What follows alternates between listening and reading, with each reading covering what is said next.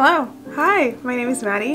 I make lifestyle kind of mental health based content, specifically surrounding my experiences with burnout. And I read a whole lot of books, and I like to talk about a lot of things kind of in that overlap on my channel. So, how are you? You having a good day? I'm having a decent day. You are looking at the very last time I will ever film in this exact location at my desk. Because somehow my husband and I completely wrecked our house last night, like completely wrecked it. And by that I mean we moved a bunch of furniture around that ended up not having a place, and all of our calculations and our measurements and everything was off. And now there's furniture everywhere, all over the place. I have also decided to talk you through my plan for 2024. In that I have absolutely no plan for 2024 because I'm not making goals this year.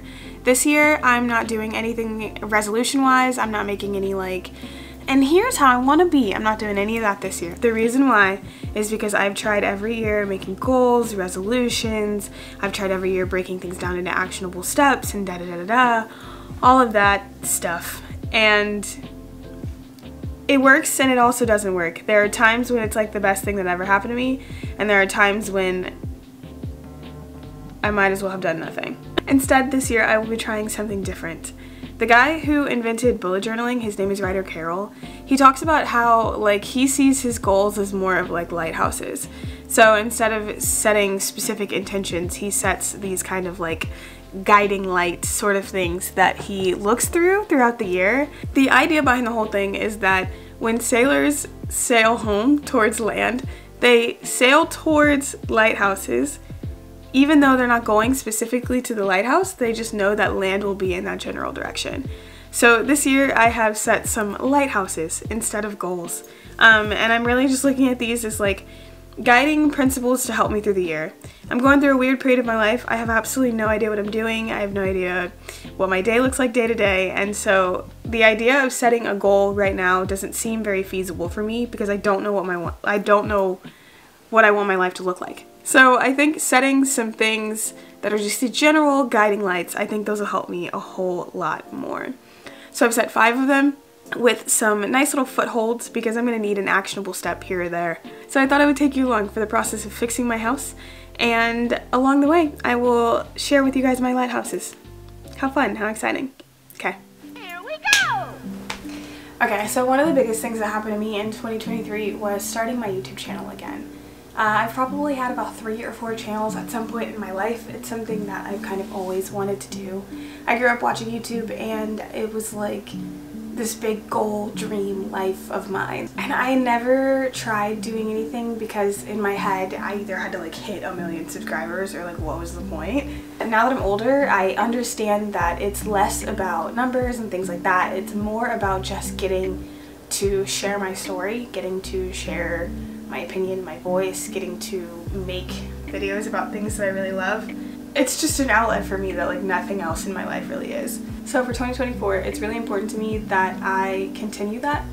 And I think I'm finally at a place where I am getting into the groove of things. I'm coming up with ideas more regularly. I feel more confident in my filming and in my editing. And so my lighthouse for this is to smooth and define my YouTube channel. What I mean by smooth is when you start YouTube, there's always a bunch of bumps and a bunch of things that you don't understand, mistakes that you're making, things like that.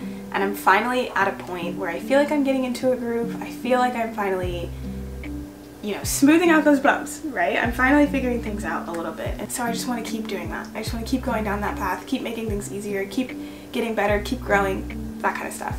And then by define, I mean I would like to figure out what it is I really want to say on this platform, what it is that I really want to talk about, what I care about, what I want to focus on, and to find my editing and my YouTube style. So what am I more into? Video essays? Am I more into vlogs? Am I more into I don't know, social critique, all that kind of stuff. So I would just really like to find what that is, stick to it, and then kind of hone in on that, right?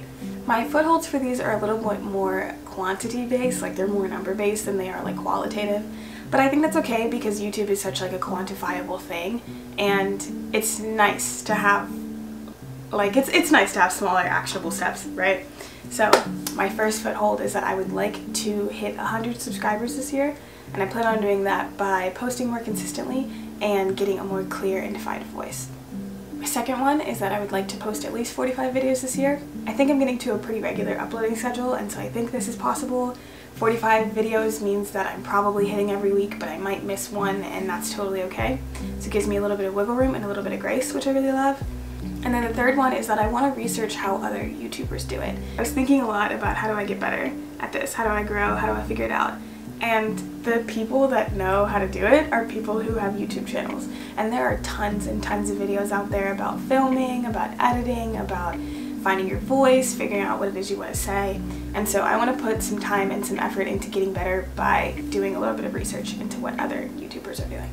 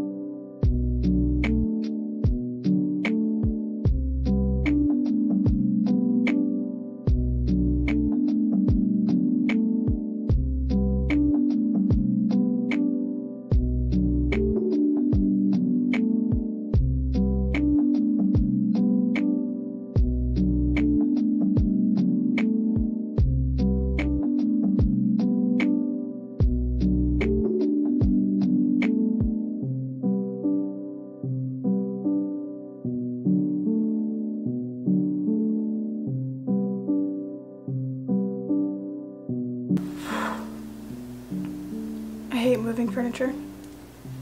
So tired. Having like an official sit-down filming space has been one of my favorite parts about this apartment.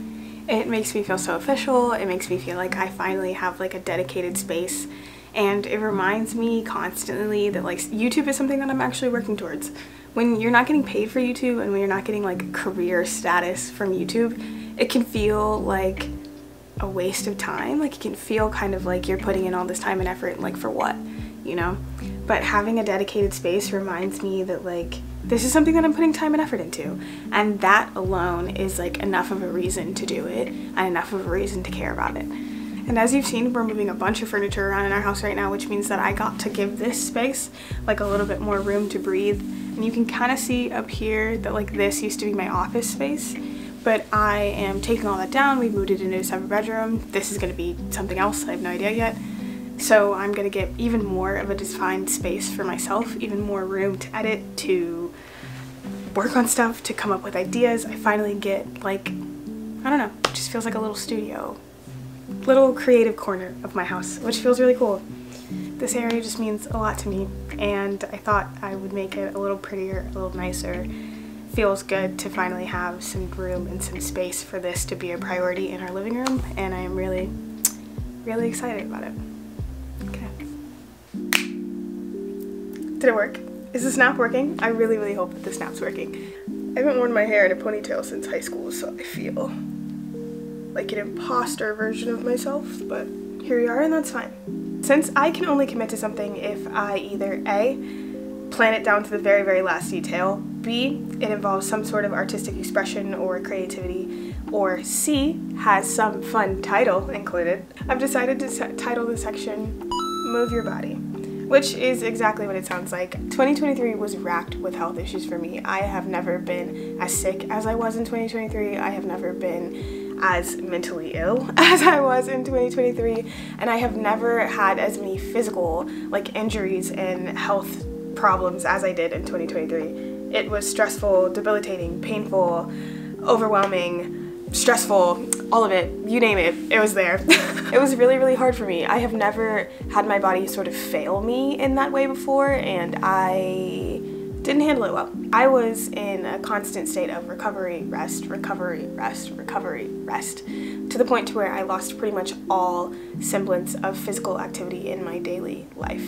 I am still reeling and healing from things that happened to me in January of 2023, so I have to take it easy, but I have also got to push myself a little bit more. I feel like at this point the rest of the recovery is starting to get a little debilitating in its own way, and so I need to stretch myself a little bit more. I need to get back out there, start trying again, right? And that starts with a little bit of daily exercise, okay? So my footholds for this lighthouse are: 1, I would like to incline walk 3 times a week. I would like to do yoga or Pilates 3 times a week. And lastly, I want to find more organic ways to move my body throughout the day. So I can stack, unstack all of the incline walking, the yoga, the Pilates, however I want to do it. I just want to do each of those activities 3 times a week. I can have 1 day of rest, I can have 4 days of rest. However my body can handle it, that's how I'm going to follow, but with the caveat of pushing myself just a little bit more. I used to have a job that required me to walk for 8 hours a day. Walk or stand or move or run for 8 hours a day.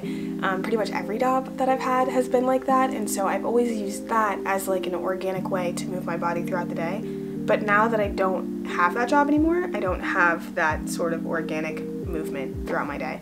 So I need to really work on finding something to replace that, because that was important.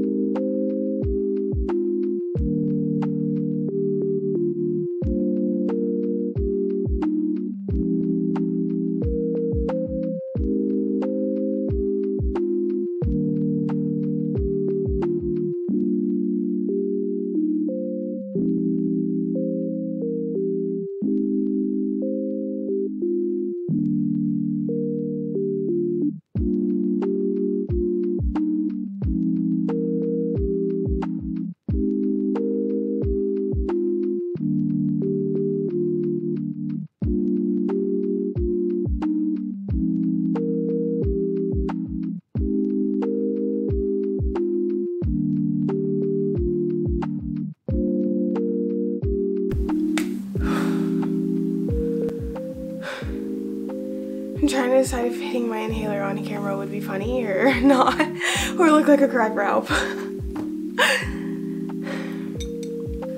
This still makes me nervous.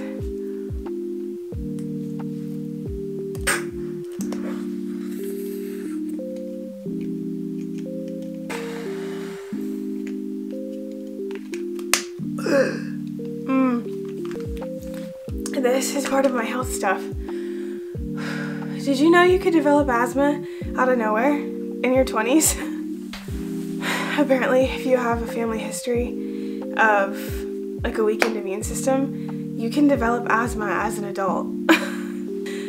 Let's get more comfortable. There we go. I feel like more myself and not like a health guru. I didn't like that. Dude, that was not fun.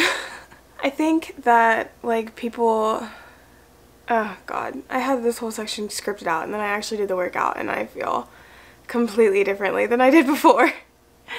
I think when influencers and people online who are making content talk about exercise, you really fall into like 2 categories. One, they either completely avoid exercise and they hate it and they make fun of it, or B, they're like these aggressive, like, I don't know, like health gurus, fitness people, like, I don't know, bodybuilder, weightlifter people, or like they're like, oh, here's how to lose weight and get your body right, and here's how to look pretty, and like all of that stuff. And I feel like that's not typically what most people who are just like living their life feel about exercise. Like most people feel almost nothing about exercise because it's not something we prioritize in our society. It's not something that we know much about, like properly and healthy and that whole thing. The reality is when you have a body that hurts and a body that deals with chronic pain, exercise is hard, obviously. Moving your body in the ways that other people move their body, it's not as easy. It's not as straightforward or as sometimes even possible.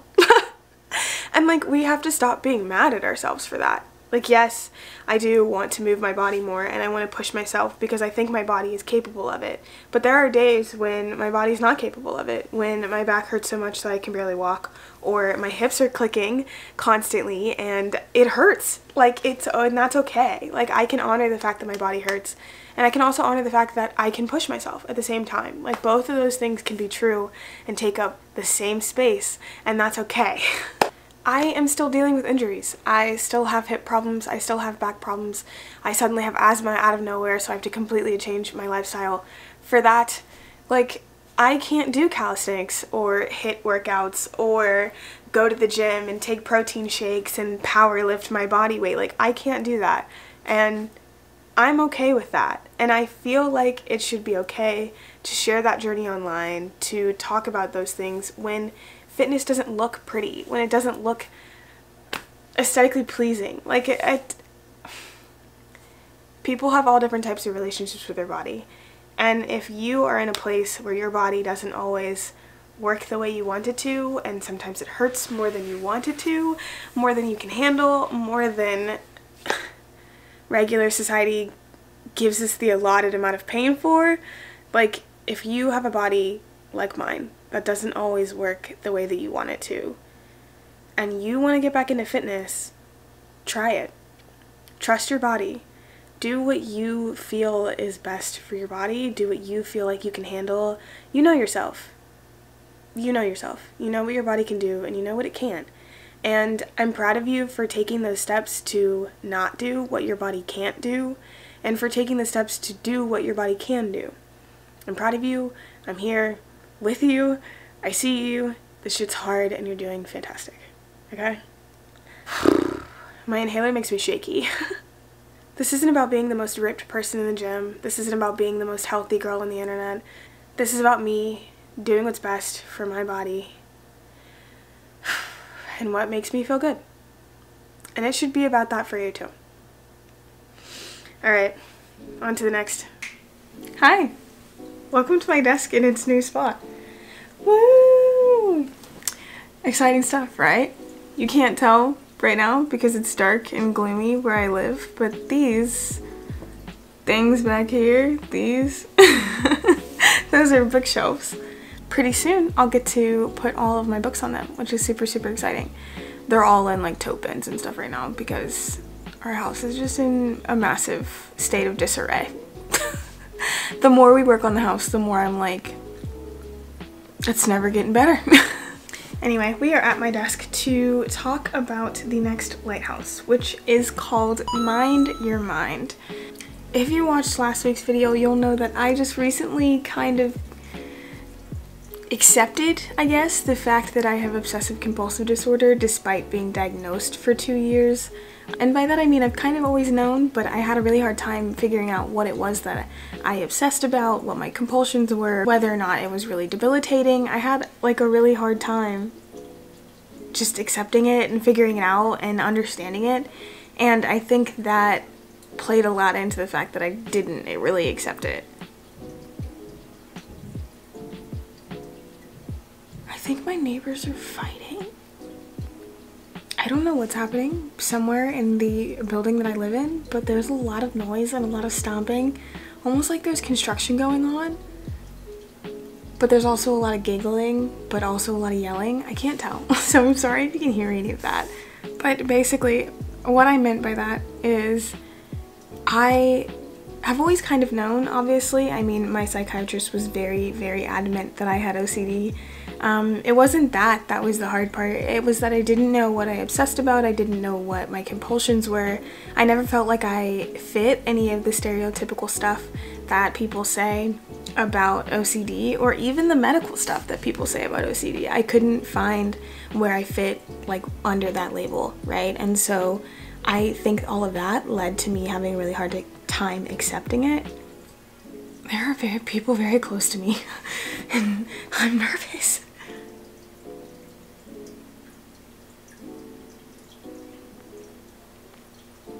My apartment building is typically very, very quiet.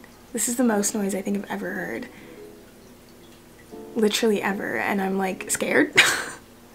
But in last week's video, we did a lot of research into OCD, and I finally figured out what it is that I obsess over, finally figured out where I fit in that category of people, and so now I'm on to the point where I'm focusing on treatments and I'm focusing on self-care things that I can do here at home that will help me feel better, think better, act better, make better decisions. And so that's where this lighthouse comes from. In 2024, I kind of want to take up that torch and figure it out. I'm trying to focus on things like getting my thoughts out of my head and onto paper, having specific time in the day where I'm allowed to worry and obsess about things, doing like a monthly dopamine detox, spending not that much time on social media, being more mindful of the content that I consume, and also leaning really heavily into my hobbies. This is the lighthouse that I would say I feel the most equipped for, to be honest. I feel the most like I'm already making headway in this part of my life, and so that feels really, really good. Today, I thought you guys might want to see me enjoy one of those habits, which is gouache. My mother-in-law and my father-in-law got me this gouache set and this sketchbook for Christmas, which I thought was a super cool gift, and so I decided I was going to pick up gouache. I don't know why. I'm not a painter. Painting is not my medium. It's ceramics and videography and photography. So I don't know why I thought I could paint, but I mean, I got it as a gift. I'm gonna give it a try, right? They are being so loud. I'm so scared.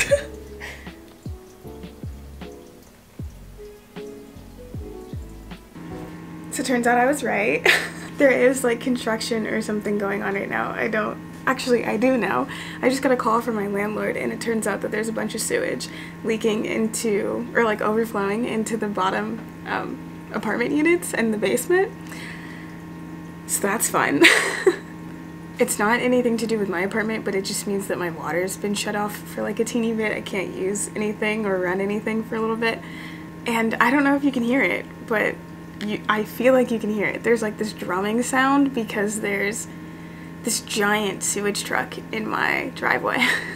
I was going to like talk to you guys while I paint, but I don't think you're gonna be able to hear me over whatever that is, and I feel like there's a possibility I'll get interrupted a bunch by my landlord and everything going on. So I'm just gonna like paint pretty casually, pretty loosely, not as like seriously as I was planning on it. And hang out and wait for that to be fixed, and I will be back when I can. See you later.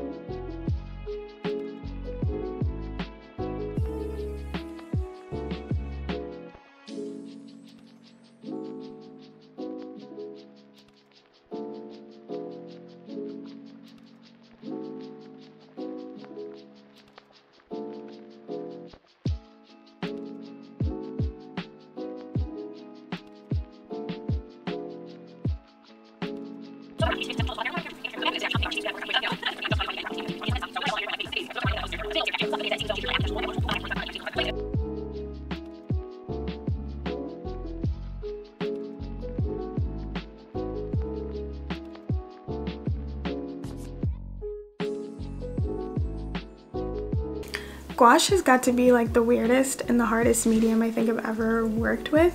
First of all, I'm not a painter. It's like not my specialty. It's not my form of art. But I have done like acrylic paintings and stuff in the past and they've been like okay. But gouache is so hard.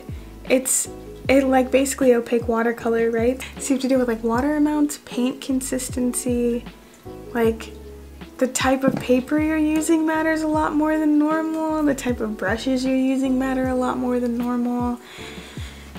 And it's hard and I'm not good at it. It's really hard and I'm really not good at it. I mean, you guys saw. I think I'm gonna enjoy it and eventually I'll figure it out, but right now I feel like a toddler let loose in the craft section of like a Kmart. I thought that being bad at this was going to wreak havoc on my mental health because I am definitely a perfectionist. I struggle a lot with perfectionism, but it feels really good every once in a while to be like shit at something and to let yourself be shit at something, to not judge yourself too harshly, to not take yourself too seriously. The beautiful thing about art is that it's meant to be made. It's not meant to be pretty. Sometimes it is pretty and that's a beautiful added bonus of art, but that's not the point of art.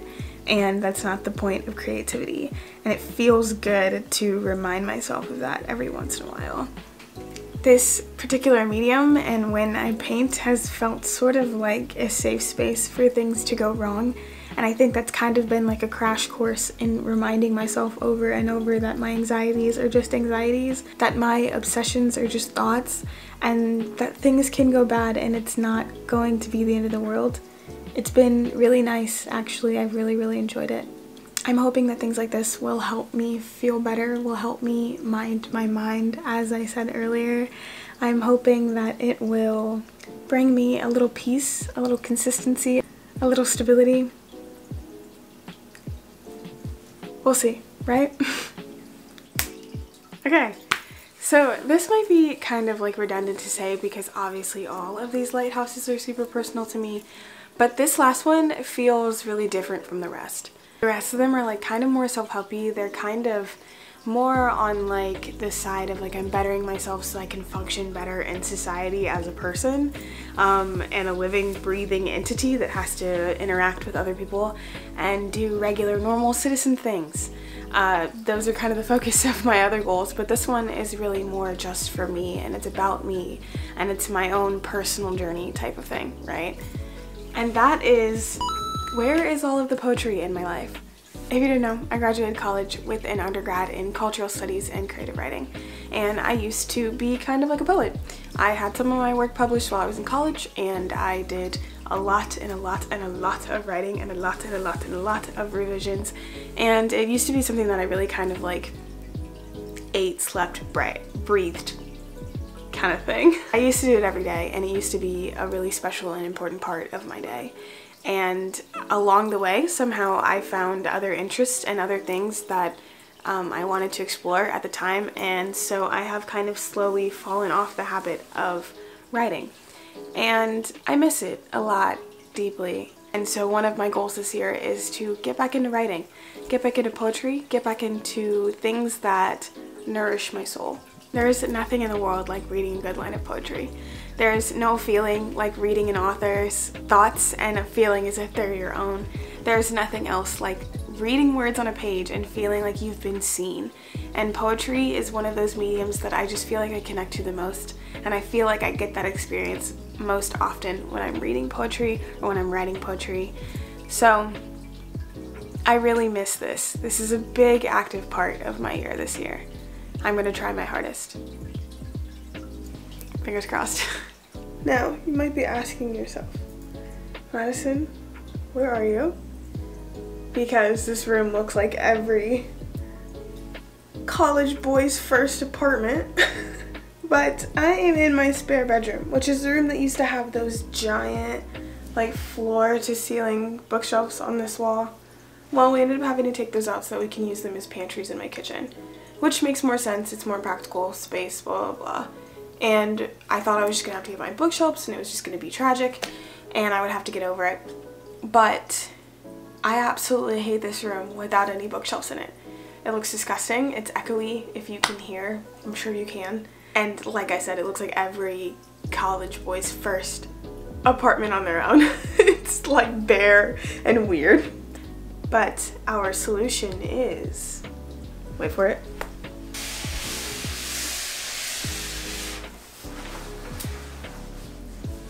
More bookshelves.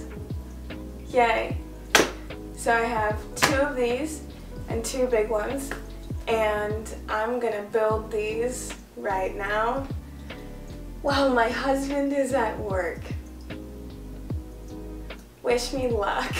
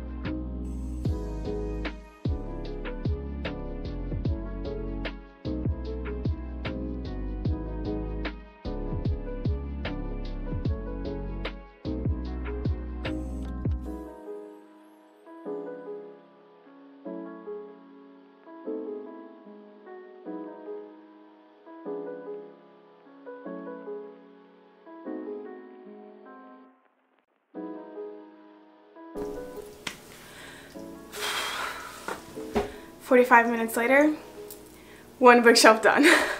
I technically have 3 more to build, but I am gonna wait until I can get a drill from either my father or my father-in-law, because these screws were so hard to do by hand. Getting back into the habits of something is always really hard, and I am very, very nervous for this particular lighthouse.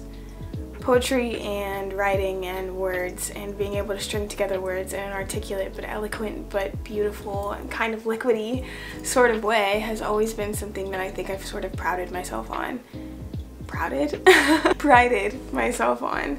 It's a skill that I'm very proud of, and the fact that I've lost it, it's sad and hard. I feel like a small part of myself is maybe missing, and so I'm being gentle with myself on this one. I'm being easy. It's hard to come back into yourself after you've, strayed from the path for a little bit, so to speak. And so I have one gentle, soft foothold for this lighthouse.